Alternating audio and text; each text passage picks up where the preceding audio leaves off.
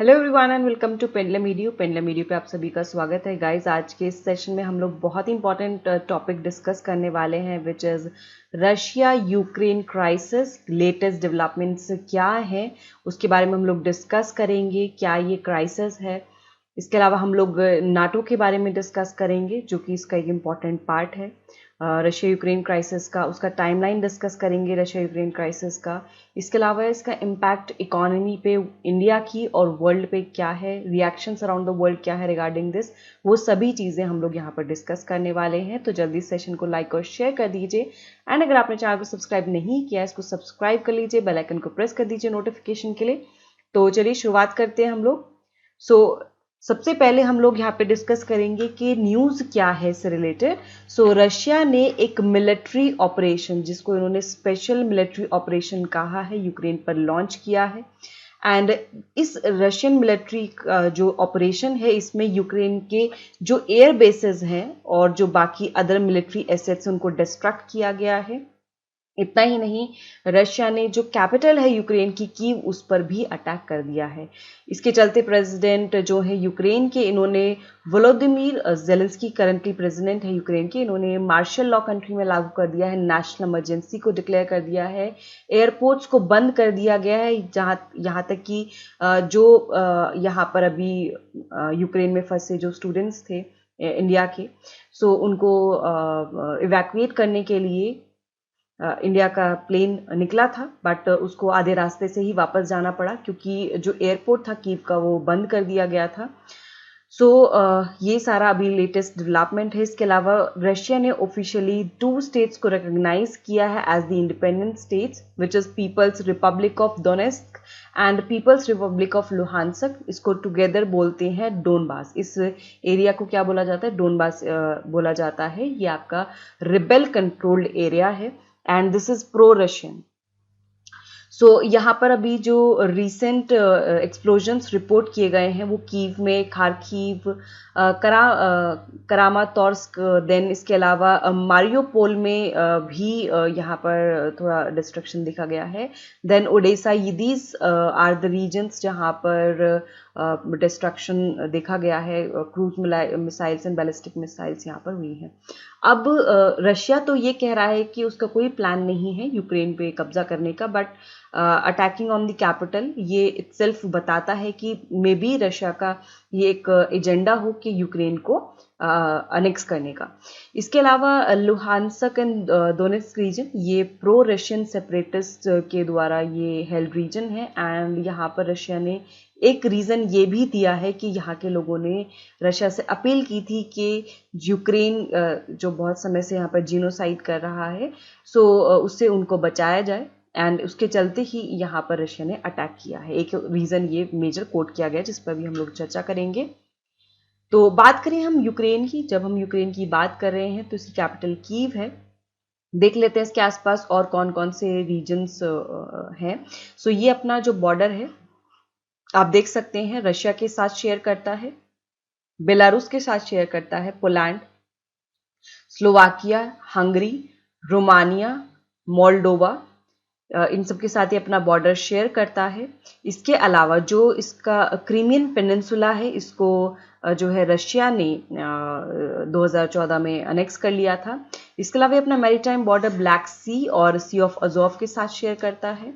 इसके अलावा जब यूएसएसआर का फॉर्मेशन हुआ था, सोवियत यूनियन का फॉर्मेशन हुआ था, उस टाइम पे Ukraine was one of the founding members. Then after 1991 जब 1991 में यूएसएसआर का डिसइंटीग्रेशन होता है, उस टाइम पर यूक्रेन अलग से एक इंडिपेंडेंट राज्य बन जाता है। This was the development. Timeline देख लेते हैं रशिया एंड यूक्रेन क्राइसिस की कि कैसे कैसे डेवलपमेंट्स यहाँ पर हो रहे हैं। तो सबसे पहले जो यहाँ पर इम्पॉर्टेंट आता है that is Russia annexed this Crimean peninsula of Ukraine. Ukraine का जो क्रीमियन पेनिनसुला था इस पर रशिया ने एनेक्सेशन किया 2014 में। फिर उसके बाद 2015 में यूक्रेन के जो रीजन्स हैं, जो रेबल कंट्रोल ग्रुप हैं, तो उनमें पीस, यहाँ पे यूक्रेन की सरकार और उनमें पीस बनाने के लिए मिन्स्क अकॉर्ड यहाँ पर साइन किए गए थे। रशिया, यूक्रेन, फ्रांस और जर्मनी ने मिलकर इसको साइन किया था ऑल्दो ये सक्सेसफुल नहीं रहे, क्योंकि जो इसमें टर्म्स एंड कंडीशंस थी, जो लैंग्वेज थी, that was very typical to implement. So यहाँ पर उसके और भी मतलब निकाले जा रहे थे, तो लैंग्वेज वाज वेरी डिफिकल्ट, ऐसा यहाँ पर बताया गया। तो वो सक्सेसफुल नहीं रहा 2015 के जो मिन्स्क अकॉर्ड्स थे। इसके अलावा 2019 में व्लादिमीर जेलेंस्की फिर प्रेसिडेंट बन जाते हैं यूक्रेन की। एंड 2020 में फिर यूक्रेन के जो डिफेंस मिनिस्टर, उन्होंने पहली बार यहाँ पर रेड फ्लैग जारी किया था, जब उन्होंने बताया कि 94,000 रशियन ट्रुप्स के आसपास, ऑलमोस्ट 1 लाख थे, नियर बॉर्डर देखा गया है उनको। सो यहाँ से जो है सिचुएशन एस्केलेट थोड़ी थोड़ी होनी शुरू हुई। फिर 2021 में रशिया ने डिमांड किया था, ये बहुत इंपॉर्टेंट पॉइंट है, कि यूक्रेन नाटो का मेंबर ना बने और नाटो जो है जितनी भी ईस्टर्न यूरोप में फोर्सेस हैं उनको वापस से बुला ले, क्योंकि रशिया नहीं चाहता कि उसके इमीडिएट नेबर में कोई भी नाटो मेंबर हो, ताकि नाटो उसके बॉर्डर तक ना पहुंच पाए। इसीलिए यहाँ पर रशिया ने ये चीज अपील की थी, डिमांड किया था ये। फिर उसके बाद 10 जनवरी 2022 में यूएस और रशियन ऑफिशियल्स जेनेवा में मिलते हैं एंड यहाँ पर डिप्लोमेटिक टॉक्स होती हैं, लेकिन जो डिफरेंसेस हैं वो अनरिजॉल्व रहते हैं और मॉस्को फिर से ही अपनी सिक्योरिटी डिमांड यहाँ पर क्रिएट कर रहा था, बट यहाँ पर ऐसा कुछ एक्शन नहीं लिया गया। फिर उसके बाद 24 फरवरी 2022 को रशिया ने यूक्रेन पर वॉर डिक्लेयर कर दिया। सो this was the timeline of Russia Ukraine crisis. फिर उसके बाद यहाँ पर अटैक का कारण सबसे पहला बता चुकी हूँ मैं ऑलरेडी, कि यूक्रेन को नाटो से ज्वाइन करने से रोकना, ताकि रशिया अपना जो सिक्योरिटी है, नेशनल सिक्योरिटी है, उसको जो है यहाँ पर सुरक्षित कर सके, मतलब उसकी सिक्योरिटी, नेशनल सिक्योरिटी को इंश्योर कर सके। इसके अलावा उसने कहा कि यहाँ पर अटैक करना इसलिए भी ज़रूरी था क्योंकि ईस्टर्न यूक्रेन यानी कि वो जो आपका रीजन डोनेस्क और लुहांस्क वाला जो रीजन है, जो रिबेल कंट्रोल्ड ग्रुप है, सो उन्होंने अपील किया था, क्योंकि वो जिनोसाइड फेस कर रहे थे सिंस 2014। एंड ये जो रिबेल ग्रुप है, इसने रशिया से कहा था कि हमारी मदद करिए और हमें लिबरेट कराइए यहाँ से। फिर अब बात चल रही है जब नाटो की, तो पता होना चाहिए नाटो क्या है। तो नाटो आपका एक इंटर गवर्नमेंटल मिलिट्री अलायंस है। इसमें 28 यूरोपीय देश शामिल हैं और 2 नॉर्थ अमेरिकन कंट्रीज शामिल हैं। 2 नॉर्थ अमेरिकन कंट्रीज इसमें यूएस और कनाडा होगी, बाकी 28 यूरोपियन देश शामिल हैं। इसका फॉर्मेशन 4 अप्रैल 1949 में हुआ था, 1949 में हुआ था। हेडक्वार्टर्स इसके ब्रुसेल्स बेल्जियम में है। Secretary general currently Jens Stoltenberg हैं, और जो सबसे नया देश है जो नाटो का मेंबर बना वो है नॉर्थ मैसेडोनिया। 27 मार्च 2020 को ये मेंबर बना था। तो टोटल 30 मेंबर्स हैं। तो नाटो की जो यहाँ पर रणनीति है वो है कलेक्टिव सिक्योरिटी की। इसमें क्या है कि अगर एक भी मेंबर पे अटैक होता है तो that will be considered as the attack on the whole organisation, यानी कि सारी कंट्रीज पे अटैक किया जाएगा और वो म्यूचुअली डिफेंस करेंगी, यहाँ पर रिस्पॉन्ड करेंगी, ठीक है, कोई भी अगर एक्सटर्नल पार्टी अटैक करती है तो। सो नाटो के जो मेंबर्स हैं इसमें Albania, Belgium, Bulgaria, Canada, then Croatia, जेक Republic, Denmark, Estonia, France, Germany, Greece, Hungary, Iceland, Latvia, Lithuania, Luxembourg, Montenegro, Netherlands, North Macedonia, Norway, Poland. इसके अलावा पुर्तगाल, Romania, Slovakia, Slovenia, Spain, Turkey, UK and US शामिल है।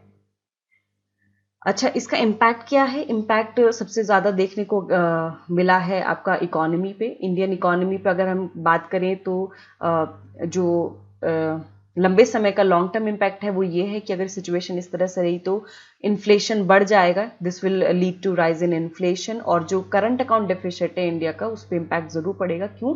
क्योंकि जो Brent crude oil prices हैं इन्होंने बहुत लंबे समय के बाद में 100 जो यहाँ पर यूएस डॉलर्स हैं इसके मार्क को क्रॉस किया है।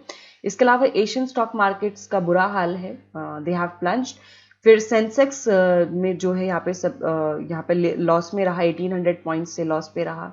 फिर वॉल स्ट्रीट का जो बेंचमार्क S&P इंडेक्स है ये 1.8% डिक्रीज हुआ है। इसके अलावा और भी जो अदर सेक्टर्स हैं उन पे भी इम्पैक्ट आया है, सब लॉस में गए हैं। इनफैक्ट जो बड़ी बड़ी कंपनीज हैं जैसे TCS हुआ, आपका टाटा मोटर्स हुआ, इनके भी शेयर्स काफ़ी गिरे हैं। अच्छा, रिएक्शंस क्या रहा है अराउंड द वर्ल्ड अगर हम देखें तो बहुत सारी countries including US, European union, उन्होंने इस अटैक को कंडेम किया है। वहीं इंडिया ने इमीडिएट डी एस्केलेशन के लिए मांग की है। उन्होंने दोनों साइड से अपील की है कि इस युद्ध को यहीं पे रोक देना चाहिए। इनफैक्ट चाइना ने भी कहा है कि जो भी यहाँ पर इश्यूज हैं उनको थ्रू टॉक्स यहाँ पर रिजॉल्व किया जाए। अफगानिस्तान की तरफ से भी स्टेटमेंट आई है। यूएस के प्रेसिडेंट जो बाइडन ने इसको pre mediated war against Ukraine भी कहा है। उन्होंने कहा कि पहले से ही तैयारी थी इस युद्ध की बहुत समय से। एंड इसके अलावा यूएस ने रशिया को रोकने के लिए उस पर सैंक्शंस इम्पोज किए हैं और कहा है कि अगर नाटो के किसी भी मेंबर पे अटैक हुआ, अगर रशिया नाटो के मेंबर्स की तरफ मूव करती है तो यूएस भी रिटेलिएट करेगा, ऐसा यहाँ पर कहा गया है। इसके अलावा ऑस्ट्रेलिया ने भी यहाँ पर second phase of sanctions Russia पे लगाए हैं। ऑल्दो जो सैंक्शंस हैं उसका रशिया पे उतना ज़्यादा असर नहीं पड़ेगा अगर हम इकोनॉमिक्स टर्म्स में देखें, क्योंकि बायलेटरल रिलेशंस की हम बात करें, स्पेशली जो इंडिया के साथ जैसे यहाँ पे बायलेटरल पेमेंट्स वगैरह हैं वो रुपी में होती है, इंडियन रुपी में होती है, इम्पोर्ट हो चाहे एक्सपोर्ट हो, सो उस पर ज़्यादा असर नहीं पड़ने वाला है बायलेटरल पेमेंट्स पे। बाकी कुछ तो नुकसान यहाँ पर होगा ही, बट यहाँ पर रशिया रुकने वाला नहीं है, अभी भी कंडीशन थोड़ी क्रिटिकल है। इसके अलावा यूएन जनरल असेंबली ने यूक्रेन और रशिया दोनों से शांति बनाए रखने के लिए अपील की है। So this was the reactions around the world. So उम्मीद की जा रही है कि बातचीत के जरिए ही यहाँ पर चीज़ों को सॉल्व कर लिया जाएगा। बट अगर ये सिचुएशन रही तो it can also lead to third world war, अगर इसमें बाकी कंट्रीज भी इन्वॉल्व होती है, यूएस जैसे अगर यहाँ पर इन्वॉल्व होता है, या फिर रशिया यूक्रेन तक ना रुक के नाटो कंट्रीज पे अटैक कर देता है। सो अगर ऐसा कुछ भी यहाँ पर अगर देखने को मिलता है तो this can create a worse situation for world economy, as well as to world peace order. So this was the topic for the day, guys. So thank you so much for watching this. Channel को subscribe ज़रूर करिएगा, bell icon को press करिएगा notification के लिए।